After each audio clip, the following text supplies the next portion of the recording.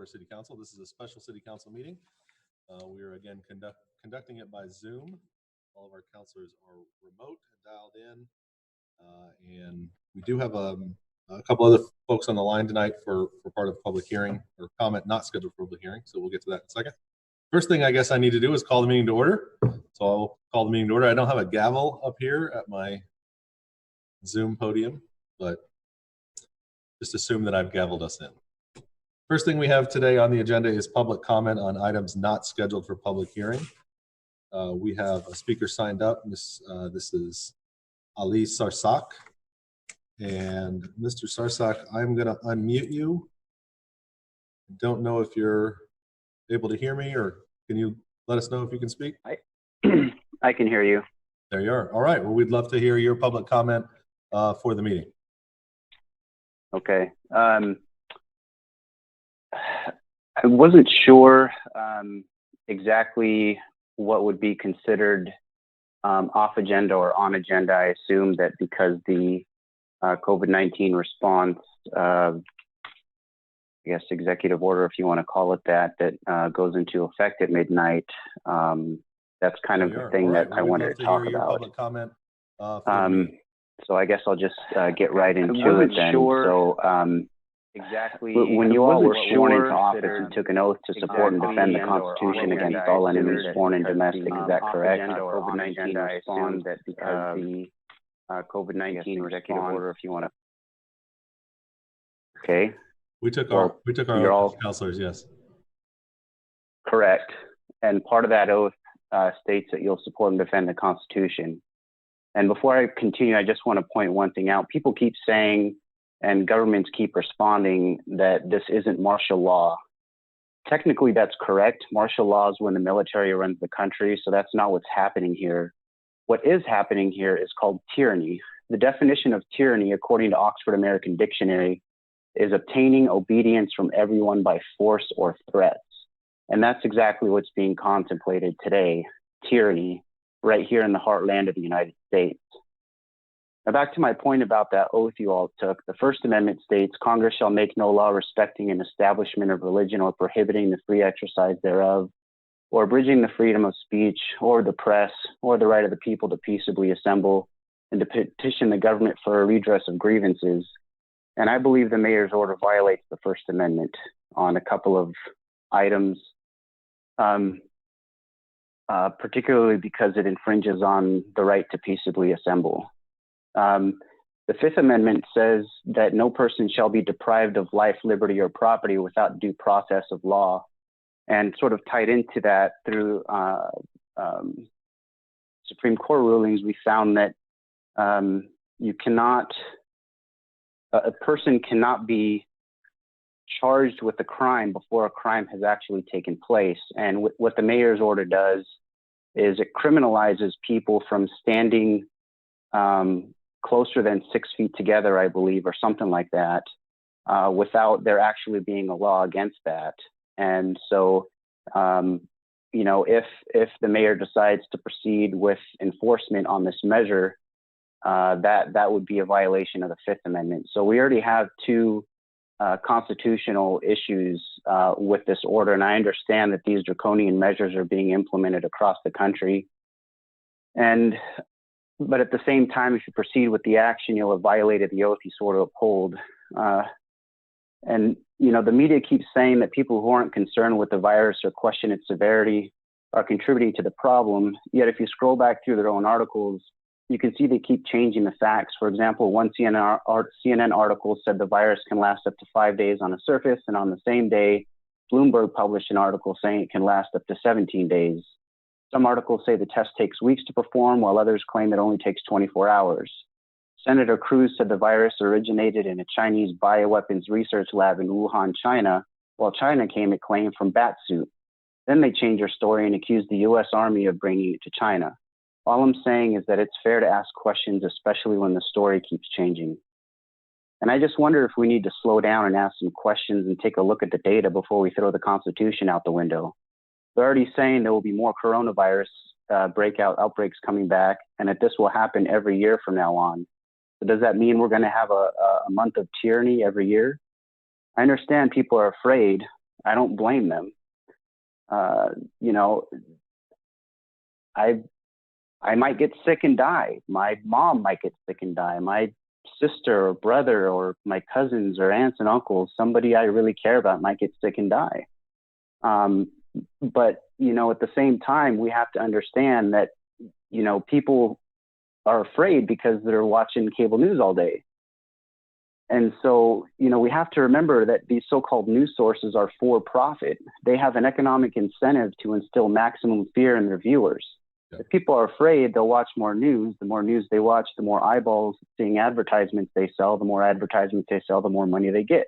That's how it works. And that's exactly why our nation seems to be perpetually in one crisis after another. And yet you'll see after the coronavirus is over, they'll find something else to hype up and make people afraid. It's never going to end. There's always going to be a crisis somewhere. I really understand that people are afraid, but their fear does not cancel my right. If someone doesn't want to get sick, let them stay at home as long as they want. Don't wipe out the local economy and take tyranny for a test drive while you're at it. For those of us who aren't worried about the virus, let us go about our lives. And, you know, that's essentially the gist of what I had to say. I appreciate that. We appreciate you calling in and providing that those comments to us. Thank you. Thanks for hearing it. Mm-hmm. All right, we had one other person who signed up, Brandon Floyd, I think, but I do not see that person on the call. So we will go ahead and move on to item 3, general orders.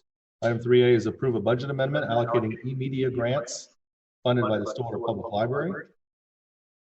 Mr. McNichol. Well, it's actually me, Mayor. So Melissa Reams, Deputy City Manager. Good evening, Mayor and councilors. I am asking you this evening to approve a budget amendment supported by a presentation that you heard back on March the 2nd from our library director, Stacy Delano. This is a $50,000 grant from the state libraries, and it will go to fund the purchase of ebooks, which given our current situation, ebooks is probably really needed. So the budget amendment was included in your packet, and we are just asking for your approval. Thank you, Melissa. Councilors, any questions for Melissa at this time? Sounds great. Is there a motion on the budget amendment? Motion to approve the library's budget amendment to add $50,000 in funding from the Oklahoma Department of Libraries for the Oklahoma Virtual Library. Second. We have a motion from Councilor Jaloski and a second from the Vice Mayor. Ms. Osmus, will you call? Mayor Joyce? Yes. Vice Mayor Darlington? Yes. Councilor Zanotti? Yes. Councilor Wedlake? Yes. Councilor Jaloski? Yes. With a vote of 5-0, that budget amendment is approved. That takes us to item 3B, which is discuss the City of Stillwater response to the COVID-19 virus. I think we're going to start by hearing from Mr. McNichol on a couple of matters that the city is dealing with at this time in regards to the response. Thank you, Mayor. I'm really distressed to tell you that we have 31 employees quarantined at this today, as of today, and all of those following consultation with a physician. And we have one employee who has tested positive. And if there has been an exposure to another employee or citizen, contact will be made. To date, no employee has caused an exposure to a citizen, but there was contact between the employee tested positive and another, and that person is in quarantine. And I've heard today some questions about why do we have people sitting around drawing pay, doing nothing, wasting tax dollars, and why don't we get them tested and get them back to work? Well, the fact of the matter is that those people can be asymptomatic and not and still transmit the virus. We have, again, in all matters, used a consulting physician, and it is difficult to get still a test for the COVID-19 virus. Although I keep hearing that those are coming, it's still difficult to get one, and that is done on a medical decision, not on an employment decision. The other thing that has happened in relation to those quarantine folks is that our jail was not operable Friday night. We had 6 detention officers that were quarantined within 48 hours, and it's a little difficult to run a 24/7 operation with 2 remaining qualified or certified detention officers. Immediately upon learning that, we contacted Senator Duggar, and the health department will now allow, and I believe the health department does have jurisdiction over detention officers, will allow staffing with employees who've been given an orientation to jail operations with certification stayed for 1 year. That has been a difficult situation for us, and hopefully we'll get that fixed in the next day or two. We're grateful to the sheriff in as much as they took the prisoner that we had on the night in question, and they have agreed to take any other jailable arrests that are made. We've developed a temporary fire station at the senior center. The headquarters station has split into 2 groups, and that is to separate those employees and to hopefully reduce the chance of spread. And for our seniors out there that might be concerned about the center, it will be put back in pristine shape once we're finished with it as a second fire station. I want to emphasize that no core services have been reduced. Police, fire, water, wastewater, trash pickup, electric are staffed and running. While we encourage outdoor activity while practicing physical distance from others, we have placed signs in the park limiting the use of playgrounds, tennis courts, basketball courts, and ball fields. We simply do not have sufficient staff to decontaminate the equipment. And as I'm sure you'll hear from the mayor in a few minutes, as of tomorrow morning, the city hall will be closed to the public with an exception. Citizens can pay bills, obtain permits, and pay fines in person by going to the police department lobby, the north end of City Hall. Inside the vestibule is a box intercom. You'll push the button, you'll be contacted and buzzed through into the lobby. You may be asked some health questions before entry is allowed. And although this service is in place, we strongly encourage you to pay city bills online. The reason for moving those payments and permit arrangements and fine payments to the PD lobby is that it reduces the likelihood of exposure here in City Hall, and frankly, it's safer for the citizens that come in because we'll allow one person in at a time to do their business and leave. Finally, and I want to say that the gentleman who expressed his opinions in the public input part of the meeting tonight, I appreciate the manner in which he did it. When the opinions exist that we're overacting to the COVID-19 virus, we know there are lives and livelihoods negatively affected by the crisis and the proclamations enacted by the city and the state. We've acted in good faith by listening to medical experts and shaping those decisions, certainly not because of the news cycle. City staff would be happy to listen to opposing views and pass your information on to our elected officials. However, city staff will not listen or respond to obscene or threatening conversations. Clearly, we can disagree and conduct ourselves in a civil manner. Mayor, unless there are questions, that's all I have. Thank you. Council, you have questions for Norman?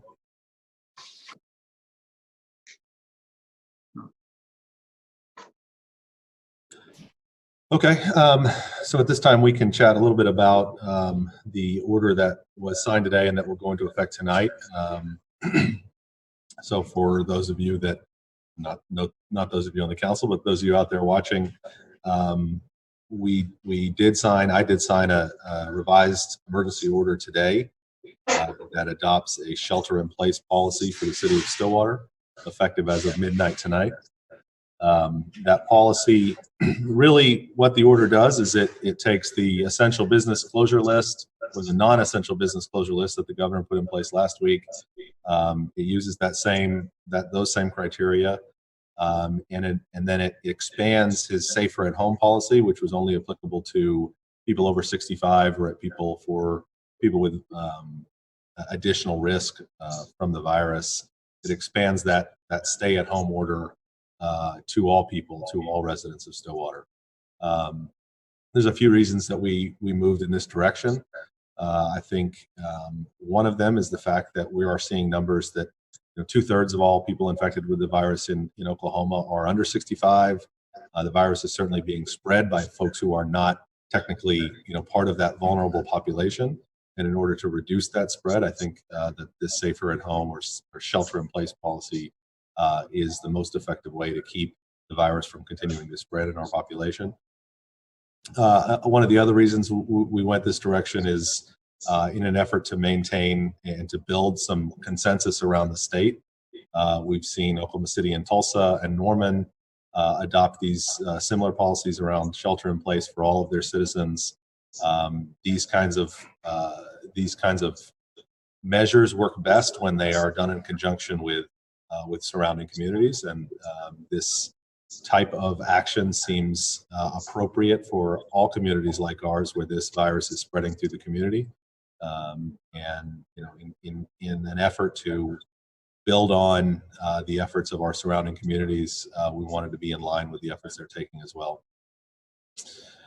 I think looking at the data that we got today, the new cases in our community and in our surrounding counties, it's clear that outside of the Tulsa and Oklahoma City metro areas, north central Oklahoma is the largest hotspot of these cases. Between Payne County, Kay, Pawnee County, and counties to our east and northeast, there are the highest per capita infection rates in the state are in those counties surrounding us. And so these orders, I think, reflect the fact that this is not just happening in the metro area. It is not just a problem for Oklahoma City and Tulsa. It's a problem for us as well, and we need to stay ahead of the issue. Payne County's numbers have not increased as quickly as we've seen other places. That's a great thing. We're excited about that. But in order to maintain that and to try to keep that, to maintain that progress and see the slower growth here, these are exactly the types of measures we need to take. There is the city's put out a press release and some FAQs on our website. There's information online, and if you do call City Hall, they're happy to answer those questions if you have them. But the main questions around this are: can I still go to work? Can I still go to the grocery store? All that sort of thing. All of that is still open and ready for you. If you need to run essential errands to buy food, buy groceries, to any of the essential businesses that are open, if you need to go there because you actually need something, that's fine. You're welcome to go outside and walk and ride your bike and get your exercise. Again, not in groups, practicing the same social distancing or physical distancing that we've been talking about for a long time. The intent of these orders is to make it clear that even if something's open, even if something's available for you to go do, you should only go do it if you actually need to go do it. You should not be at the store just because the store is open. You should only be at the store if you need something. And we want to impress upon the population in Stillwater the importance of limiting your physical contact with other people as much as possible. And the best way to do that is to just stay home unless you actually really need to be out. And that's the intent of the order. There are no permits required. You do not have to have a pass to be out. The police are not going to be randomly stopping cars and asking people why they're out. But the police are empowered and can use their discretion to enforce this order as necessary. They may stop, if they see folks that seem to be congregating in a park or doing something that clearly seems in violation of the order, that they may stop and ask. Let them know that there is an order in place, that kind of activity is not allowed under the order, and ask them to disperse. In cases where it's necessary, they may issue citations as well. That is the gist of the order. Again, there's a lot of FAQs and some more information on our website and on our various social media postings. Counselors, I'll open up to you all to ask any questions that you guys might have, or questions you're getting from your constituents or folks who have reached out to you. Mayor, I liked your description of the things that are being enacted and continued with this proclamation. I was wondering if you could also mention that by changing essentially what you had already put in place to shelter at home, it opens up some other economic and legal opportunities for employees and employers. It does, and that's information the city also posted this afternoon under the recently passed federal acts with a shelter-in-place policy in your community, in our community. Certain additional benefits or potentially application for potential benefits become available under those federal statutes, and so that's certainly something that we want our local businesses and our local nonprofits and whoever else might be available, local individuals who have been affected to take advantage of those things. You can again find all that information on the stillwater.org website.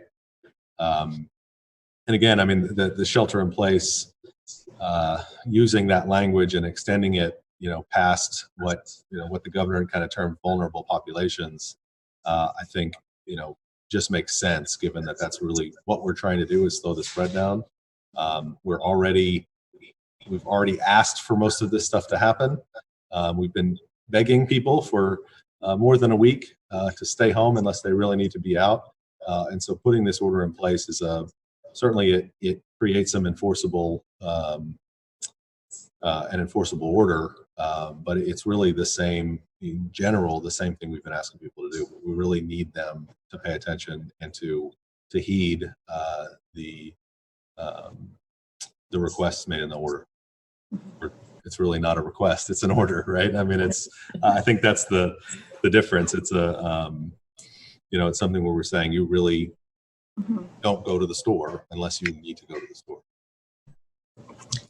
Mayor, from my own experience, probably 3 weeks ago, I thought, even though I am elderly now, I'm healthy. This really isn't going to hurt me. I can go out. This is for people who are compromised in some way. And I have come to understand over the last couple of weeks that I might be the most healthy person in the world, and I am putting all of my friends and neighbors at risk, even if I don't get necessarily very ill, by exposing them to something that I pick up when I go out of my neighborhood or my home. So this is about keeping each one of us safe. It's also about us taking responsibility for everyone around us. Absolutely. Other counselors, any questions or comments on the issue at this time?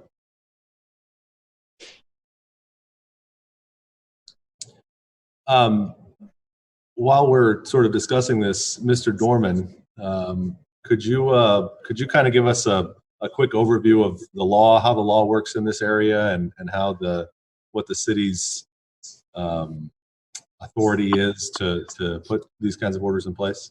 Sure. The basis for the mayor's authority comes from a number of places. Obviously, the charter, because the charter is a citizen's grant of power to the city council and to the mayor in the case of emergencies to take extraordinary actions to protect the health, safety, and welfare of the citizens. There's also a rather lengthy Title 21 of Oklahoma statutes, which gives mayors authority very similar to that of the governor with respect to natural disasters and things of that nature within a community. The ability to act fast is obviously very necessary. And so by giving this broad grant of authority, the legislature is ensuring that the cities can be proactive when they need to be. There's also provisions in Title 11, which with respect to nuisances and things like that. There is some language in Title 63.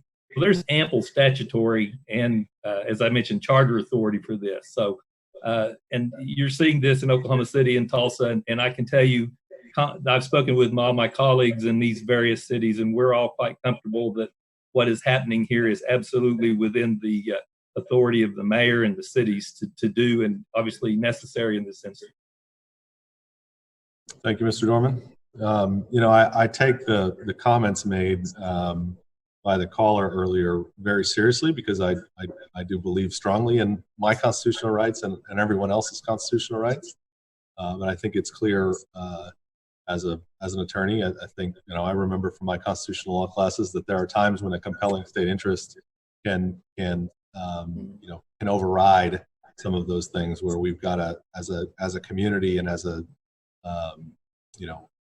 government, as a city government, to say we really, because of this emergency, we really got to step in and try to fix this thing. So that's what we're trying to do. I mentioned in my comments about the order online and a couple of postings. I do not take any of these things lightly. These decisions have been excruciating from the beginning.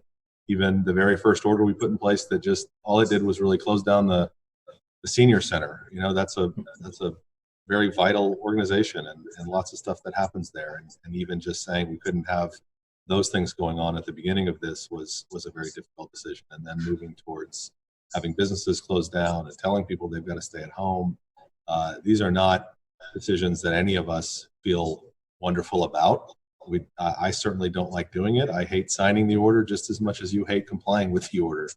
But it is a public health emergency. I mean, we are in a situation in our state and in our country and worldwide where we have to act in a way to slow down the spread of this virus and to protect our healthcare system, so that we do not have people who die who could have been saved. I think that's to me, there are going to be people who die from getting sick. I mean, that's true. That happens all the time. But if we're not able to slow down the spread of this virus, there are going to be people who die because we didn't do anything to keep it from happening as quickly as it did. And there's going to be people who can't get served by medical care because they don't have the capacity to do it. And those are the people who I am thinking about when I'm signing these orders, the people who we could save and could survive this thing if they just have the medical services they need. And so, it is difficult. It is not something we take lightly. It's not something we do easily, but it is necessary for our community and for the health and safety of our neighbors. And I appreciate, the messages from the community in support of these things, and who understand that these are difficult decisions, and who feel like we are trying to move that direction, and the support that the council has given along those same lines. I think broadly the community understands why this is necessary and why we're doing it. We'll also say these orders currently go still through April 16th. Those line up with the current state deadlines on their orders. The president recently, I think on Sunday, extended his social distancing guideline policies through the end of April. And so I think it's certainly possible that we will see an extension of the policies we have in place. But at the same time, these orders are all cancelable early if the circumstances warrant, and we are continually updating those and checking out the circumstances and seeing what's going on, seeing where we are. And, to the extent we can, get some of this stuff out of the way and get back to our normal lives faster, we'll certainly be working in that direction. But again, our first concern and our foremost priority is the protection of the lives of the people in our community. Counselors, other updates or questions or thoughts about other things that are going on in the community response you're seeing, needs that you've been dealing with, anything else that you'd like to talk about in terms of COVID-19 response? Yeah, Mr. Mayor, I'll give a quick update on the status of Stillwater Medical Center. So I've been in contact with their COVID response team, which I would be remiss if I didn't give a shout out to, who have been working tirelessly to ensure that our infrastructure and our healthcare facilities are up to par and up to the task of whatever we may be facing in the coming weeks. So there was a order by the governor to increase healthcare capacity by 40% for all healthcare facilities across the state. I can say that Stillwater Medical Center is currently at a level where they have exceeded that. And our capabilities as far as ICU care, as far as ventilator management, far exceed even what we thought was possible here in Stillwater. And I'd say it again, that we're exceedingly lucky to have the team, to have the executive team and the medical team in place that we do, because we are absolutely as ready as we possibly can be. Hopefully those facilities and that infrastructure will not be needed. And in fact, if you look at the latest numbers from the state today, there actually is some evidence that our curve is starting to flatten over the last 2 days, which is fantastic news and further supporting what we're doing here in terms of our recommendations for social distancing and physical distancing, et cetera, et cetera. But in terms of where our healthcare infrastructure is right now in Stillwater, we are better off than probably just about anybody. So we have not only met the governor's recommendations for a 40% increase, we have exceeded that and are ready for, like I said, whatever happens in the coming weeks. Thank you, Counselor. That's encouraging. Go Stillwater Medical Center. I was just going to update really quickly. I've been communicating with Kira Frisbee, who's now at Oklahoma State University, trying to meet some of the student population's needs. She had some questions about the ordinance that we passed last week, making sure that utilities wouldn't be shut off. We had some student population that was concerned about that as well. She just kind of highlighted the fact that we want to make sure we're communicating not only with our families and residents, but also our student residents that are still here, even though so many of them have gone home. She's also sending out information about mental health to the students at OSU and other resources that are available. So if there's any, I think, there's so many people that are collecting those resources and where you can go for, unemployment or where you can go for different supports. If anybody has resources that are specific to the students beyond just outside of the university, she's collecting those. So it'd be great to continue to collect those, not only for the students, but also just for residents in general. Excellent. Thank you. Speaking of mental health, Mayor, and Mayor Jaloski, Councilor Jaloski, I did at the mayor's request gather some resources that I just sent to the mayor this afternoon, and I'll pass those on to Kira also. Support groups and agencies in Stillwater that are ready and able to help just about anyone, from just the ability to talk to other supports, and then actual therapy situations, children, families, couples, and I hope that there will be, I imagine that in the next day or so that will be disseminated through the social media sources that the city has. But I will be actually, after the mayor and the city manager look at it, be sending that out myself. Lots of people ready. Everybody's doing telemed and gearing up for what we know is, what was kind of a novelty almost the first couple of days or weeks is not a novelty any longer. And you might notice that, you're just a little bit thinner on patience, maybe even thinner on compassion for yourself or people around you. And as I said the very first night, this is grief. This is a grief that we are all suffering as a community, which is something that we've not ever experienced to this extent. So lots of feelings going around. Most of them are normal. But keep an eye on yourself now, that you don't get out of the range of safe. So lots of resources. Yeah, I appreciate that, Vice Mayor. I started looking through that list, and there is so much out there, and so many people who are willing to help.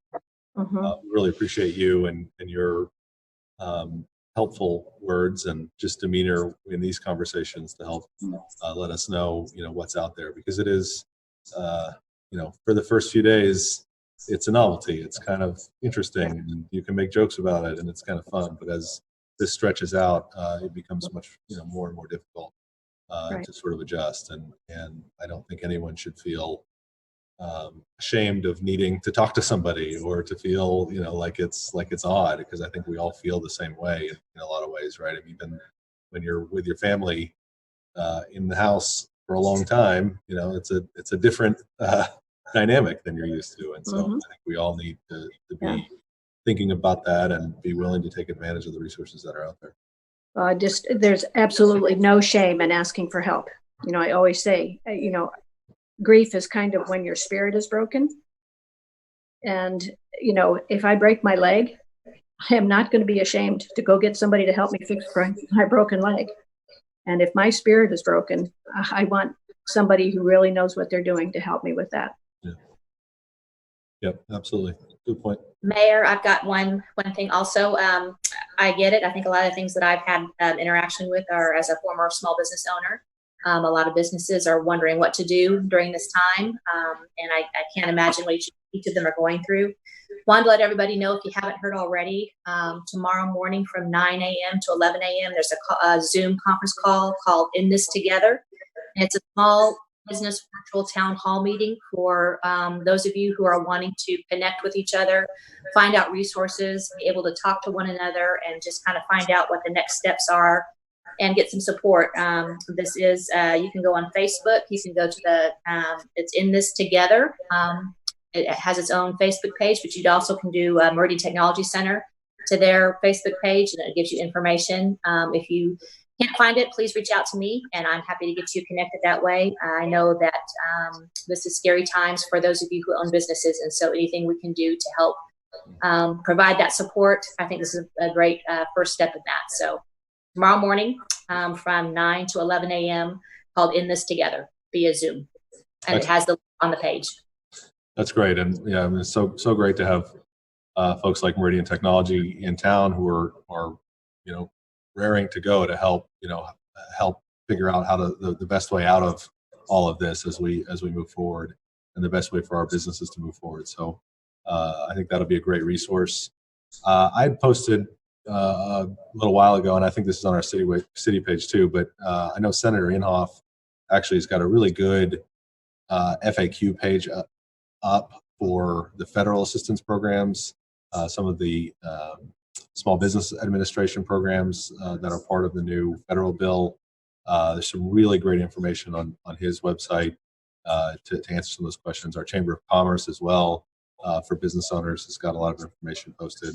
I want to give a shout out to Visit Stillwater, who's been doing just a great amount of work in contacting local businesses, making sure that their information is being shared so people know, who's open, who's what the restaurant takeout hours are for different restaurants, whose online presence is out there that you can shop online with.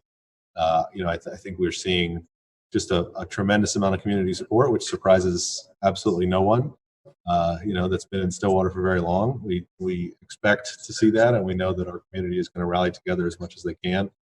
We're also seeing some of those businesses start to adapt and figure out new ways to serve their customers and new ways to run their businesses in this challenging environment, which I think a lot of our best innovation comes out of obstacles like this, right, where people have to figure out a way around it. And I have no doubt that our small business owners here in Stillwater will continue to do that. Although we'd love to get these obstacles out of the way as soon as we can. I certainly, appreciate the efforts that everyone out there is putting in to those changes. All right. Anything else on COVID-19 response, counselors, that we need to bring up at this I point? need to make a correction. I'm so sorry because this is March 277th day. It is what I was talking about is actually on Wednesday, April 1st, not tomorrow, which is the 31st. It's actually 9 to 11 a.m. on April 1st. So I'm so sorry. Good clarification. The days have all run together for me too, Elaine. They have, yes, exactly. So apologize, but it is this Wednesday, April 1st. 9 Wednesday, to 11. April 1st, Meridian Technology. In this together Zoom. In this together. I told somebody to have a good weekend at the end of the day today. So. And it's Monday. It's all a weekend right now. Right. Okay. Mr. McNichol, anything further from you at this point on any of that?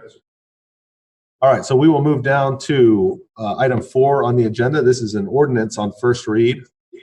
This will be ordinance 3451, an ordinance amending chapter 23, the Land Development Code, Article 3, Land Development Process, to amend section 23-65, variances, and declaring an emergency. And I'm going to let Mr. Dorman sort of explain a little bit about this ordinance and what its purpose is.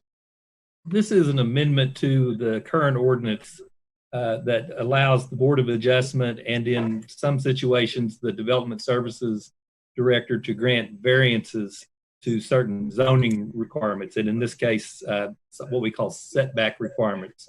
The current ordinance provides for minor amendments to be granted by the Development Services Director. But because of the way that it's written, the limitations that are within that ordinance and some notice requirements, it makes it difficult for us to administer it right now, because obviously the Board of Adjustment can't meet. So we've done some research and we've determined that there is a mechanism that we could put in place that would allow the city manager to grant very minor setback variances. In other words, side yard setback, rear yard setback type variances. And would allow us to move, which would allow us some transactions to move forward in those situations where you've got buildings that are encroaching on statutory setback line. And it's all in subsection E of this particular ordinance. If you look at the underlined language there, basically what this would do is allow the manager to grant a variance up to 3 feet in the setback lines, provided that the setback met the statutory requirements for a variance, which are set forth in another ordinance that is referenced in this particular amendment. And it also would had some additional requirements. One is that you could not grant a variance if it would impact any life safety issue, such as it would reduce the distance in a way that you couldn't get a fire truck between houses or things like that. The variance wouldn't authorize the construction of a building that was larger than what the setback requirements would have permitted under the bulk standards. You would not be allowed to grant a variance that would encroach on any utility easement or any drainage easement or anything of that nature. So it's very, very limited in nature. And most importantly, that this ordinance would expire on June 30th. Of this year, unless the council decides to either extend it or to strike it earlier than on the sunset date. So with that, I would entertain any questions you might have. Mr. Dorman, it sounds, I thought I heard you say that this is necessary because the Board of Adjustment can't meet during this time? Yes, ma'am. Could they not meet by Zoom? It's difficult to convene those because it's a quasi-judicial board. And you have notice requirements that would conceivably put people in the room. If we're trying to enforce social distancing, then that's kind of acting contrary to what we've just been telling everybody for the last 30 minutes. Oh, absolutely. I get that.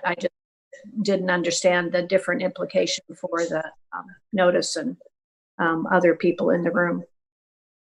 This is a very narrowly circumscribed one. Literally, the manager has to jump through so many hoops before he can grant this, and we can only think of one or two instances where it will probably ever be used. But unfortunately, you know, like everyone else, we're trying to keep what few things are moving and commerce moving. Okay, thank you. Yeah, and along those lines, Vice Mayor, you know, we are looking and working on how to get our other boards up and running on some of these electronic platforms. It's, you know, there's a lot of different groups that meet, and like John said, you know, the different rules for the different types of boards there are. You know, all of the state law change that allows us to do this by Zoom is pretty complicated in and of itself. So he's working through that, and I know our staff is working through you know, how to get those boards up and running if we end up having to keep doing this for a while. So Nothing is simple. I understand. no. Councilors, any other questions? Is there a motion on the ordinance? Motion to advance ordinance number 3451 to second reading. Second. We have a motion and a second to advance ordinance 3451 to second read. Patty, can you call the roll? Yes.